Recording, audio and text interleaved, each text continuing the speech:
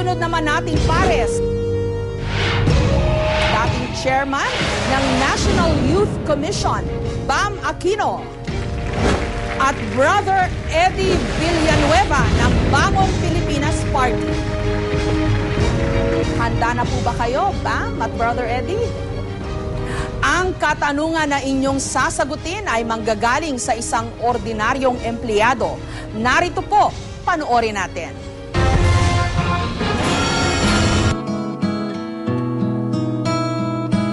Ako si Joey Tirado, isang karpintero sa loob ng 15 taon. Papasok po ako ng kumpleto ng 1 linggo. Kulang pa po dahil hindi pa po namin napapasukan eh. Pinangungutan na namin po. Tulad ko na 400 po ang isang araw. Para sa akin, hindi pa po sapat yun. Kulang pa po yun sa pangailangan namin sa araw-araw. Mahirap ang bilihin po, may mga mahal po ang bilihin. Yung tulad po namin, wala po nakukuha ang mga SSS sa PhilHealth. Ang aking tanong, ano ang plano ng mga tatakbong senador sa tulad kong contractual worker?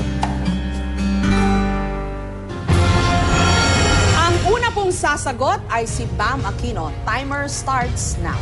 Maraming salamat, Jessica. Alam niyo po, ramdam na ramdam ko po yung problema po ni Mr. Tirado. Marami pong mga kababayan ho natin, hindi lang ho may problema sa pagiging contractual worker, wala ho mismong trabahong pwedeng makuha. Kaya ang kinakailangan ho natin gawin, talagang bigyan natin ng mga pagkakataon ng mga kababayan natin na pumasok sa mga trabaho na tama sa kanilang pinag-aralan, mayroong magandang sahod at akma sa kanila. Tingnan ho natin, kung contractual worker naman siya, baka pwede siya gawing regular employee kung mas maganda po yung pinapasukan niyang kumpanya. At doon po magkakaroon siya ng SSS, PhilHealth at iba pang mga benepisyo. O di kaya po, tulungan natin siya maging negosyante at gamit ang kanyang mga skills ay magtayo po ng kanyang maliit na contracting firm. Kasama po ng mga kasama niya. Baka po in that way, mas maging maganda po yung kanyang buhay kung meron po siyang negosyo. Kaya ang tingin ko po, yung pwede ho natin gawin dyan, tulungan ho natin ang mga kasama ho natin, gaya ni Mr. Tirado, bigyan natin ng tamang pagkakataon, at higit sa lahat po, yung mga contractual workers ho natin, siguraduhin natin na hindi sila naaabuso at yung kanilang gawa at trabaho ay talagang napupunta po sa mga bagay-bagay na makakatulong sa kanilang pamilya. Maraming salamat, Bam Aquino. Ano naman po ang inyong masasabi, Brother Eddie? Para po malutas ang problema ng mga contractual workers, ay gagawa po tayo ng isang landmark legislation upang ma-democratize ang ating ekonomiya. Unang-una po, ang mga contractual workers ay biktima ng inustisya.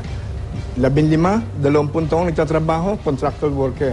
Kaya ho, ang programa po ni Brother Eddie ay unang-una ay democratization ng ekonomiya ng Pilipinas, lalo na po sa contractual workers, lalo na sa mga sagigilid. Ang sagigilid ho kasi, yan ang mga bayaning nalimot. Limot na bayani.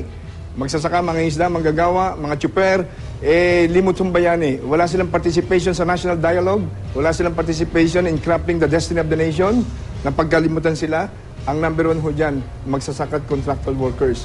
Kaya ho gagawa tayo ng landmark legislation na re-reviewin ho natin yan. At ating sasabihin sa mga management, hey, maging makatao naman tayo sa pagtrato sa mga manggagawa. At magkakaroon po tayo ng balanced and systematic relationship ng management at ng contractual workers o ng labor. Nang sa ganun ho, mapabilis natin ang ekonomiyang walang may iwan sa pag-angat ng bayan. Maraming salamat po, Brother Eddie. Napakinggan na po natin sina Bam Aquino at Brother Eddie Villanueva.